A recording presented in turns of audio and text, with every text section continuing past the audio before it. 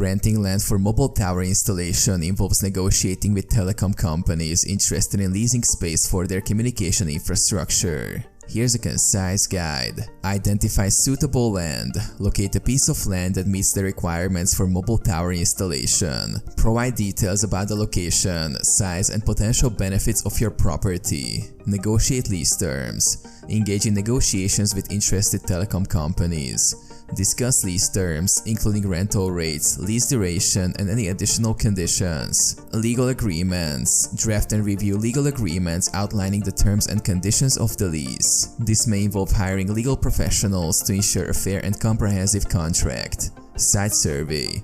Allow the telecom company to conduct a site survey to assess the feasibility and suitability for tower installation.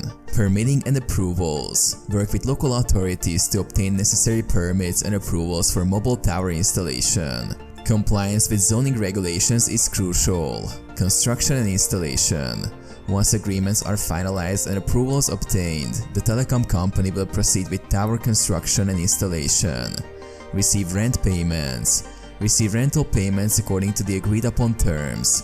Payments are typically periodic and based on the lease contract. Maintain communication. Maintain open communication with the telecom company throughout the lease period.